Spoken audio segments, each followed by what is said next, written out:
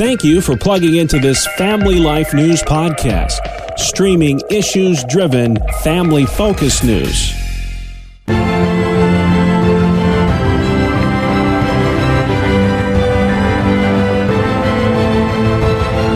Welcome back to another edition of Capital Connection. Fridays during the Noon Report, we give you direct connection to what's happening in Albany and Harrisburg with the experts on the issues at the state capitals. They are Jason McGuire of New Yorkers for Constitutional Freedoms and Michael Geer at the Pennsylvania Family Institute, talking to them in their living room still because of coronavirus. But Michael, we'll begin with you. There is a great debate raging across America over when and how states should reemerge from this COVID-19.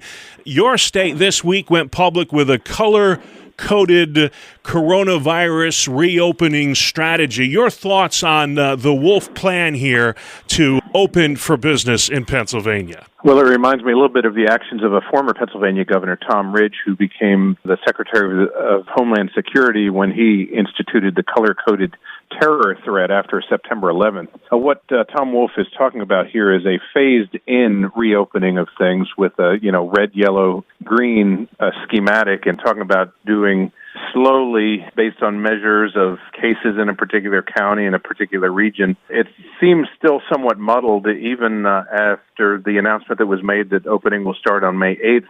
Then suddenly within 24 hours, then the governor says, well, maybe May 1st for construction in the state.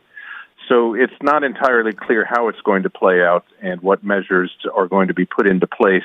It really, again, depends on which region and which part of the state that you live. Yeah, I know the north central and the western parts of the states will be the first to emerge from this coronavirus cloud. Let's head to Jason in New York State. Governor Cuomo also going public with a gradual, a regional approach to reopening. Do you think it's possible, and this may be wishful thinking, but I'll ask it anyway, that some regions of the state might get back to business by May 1st? Well, I think the governor is responding to some pressure that local elected officials have been making, particularly in upstate New York. I think that's helping bring about a regional reopening, if you will.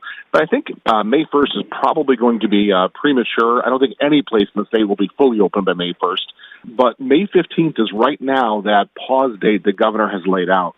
And I expect by May 15th, the large swaths of upstate New York will be reopened in some fashion. How much will change in the Empire State moving forward? Well, time will tell.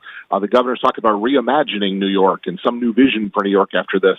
But up to this point, I think we're going to see some reopening by May 15th. All right. We'll see. That meeting he had with the president made a lot of noise this week at the White House. These are the two most vocal voices in this whole pandemic, President Trump and Governor Cuomo. Do you think that meeting will in any way encourage the state to move a little faster on reopening things in exchange for more federal help? Well, I think it might. There is now dollars coming from the federal government for some of the testing that Governor Cuomo was seeking. And so he will walk out of that meeting with at least that win. He'll have some testing. But what he really wanted was money for his general fund that was not designated for anything else. And that's something he did not get. The state is facing a $15 billion or larger deficit. It's going to be at least $15 billion. And that really wasn't handled in the budget process this year. We had a large deficit. And so the governor's looking for a bailout for our state that does not appear to be coming. Yeah, no blue state bailout, says Mitch McConnell. We'll see if the state actually has to file for bankruptcy, but we'll come back to that later. Michael, let's head back to Harrisburg. There was a webinar back on Tuesday that your organization held with faith leaders who are really concerned about the erosion of religious freedom in the midst of this pandemic. Tell us a little bit about how that went. Oh, it went great. We had hundreds of pastors and on our Zoom call that also went on to Facebook Live. And we hosted Kelly Shackelford, who leads the First Liberty Institute, one of the nation's leading religious liberty law firms that fights for religious liberty and has been involved in some of the notable cases that have come in since the COVID pandemic has spread across the country. The case in Louisville, cases in Mississippi, and others where local officials or governors are pressing in and going where they should not go based on First Amendment things. And so we were able to help these pastors understand sort of what are the guidelines? How do we love our neighbors but also protect religious liberty?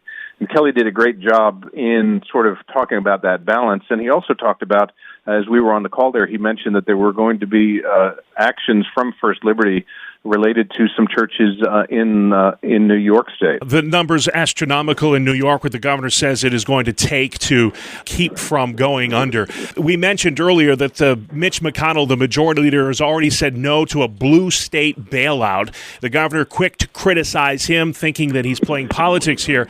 But is there an upside? You hate to think of this, but is there an upside to New York State, New Jersey, Connecticut, several of these states hit hard by the pandemic, actually declaring bankruptcy, Jason? Well, the upside might be that we right-size our state. The policies of this state have gotten so out of hand. The deficits that we are experiencing are not because of COVID-19 or coronavirus. It is a failure to plan, and because of, again, the big government policies that are not reining in the spending in this state. We are not prepared for what is coming. Yeah. And so this is an opportunity for New York State to get itself in line and to get its fiscal house in order. Michael, this week the Senate passed a bill that would expand the use of telemedicine in Pennsylvania.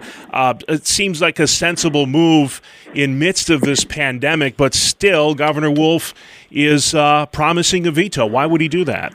Because he is beholden to Planned Parenthood. Planned Parenthood doesn't like this legislation because it includes language that prevents them from using telemedicine to provide chemical abortions for women in their homes. That's a dangerous practice. Obviously, it results in the death of an unborn child, but also can be harmful to the women who would use it.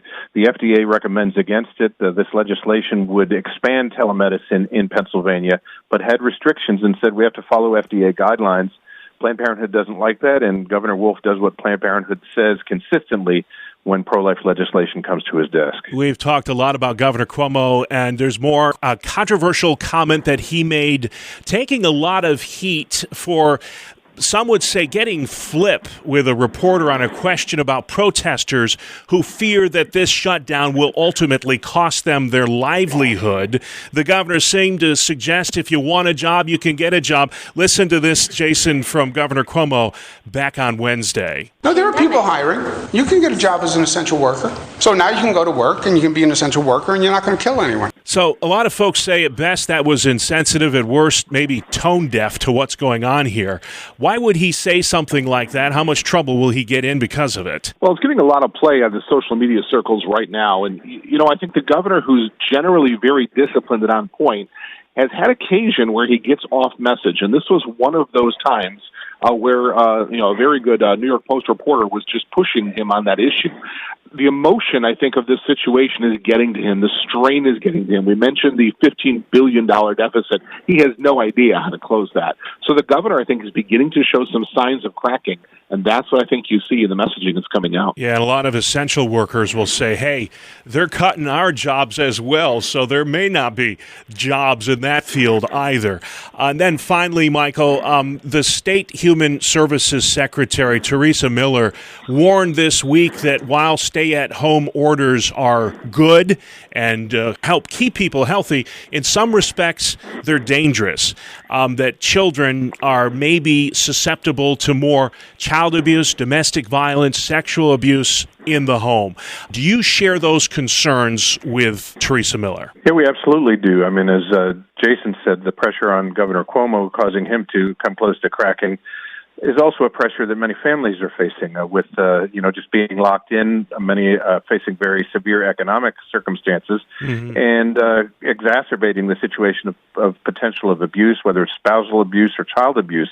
And I'm looking here at a Google page, just Googling that question, stay-at-home Pennsylvania domestic abuse, and there's story after story of county after county where officials are saying they're seeing rising abuse in these situations. It's part of the cost of these stay-at-home orders, and one of the reasons I think people are starting to say, when is it going to open up? Yeah, and you see the substance abuse problems now. A number of counties are reporting a major surge in drug addiction, overdoses, suicides. So we were not meant to live like this, that is for sure. But if you want to learn more about the great work going on at New Yorkers for Constitutional Freedoms, where can they find you, Jason?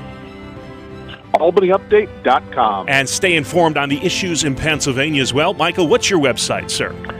PAFamily.org.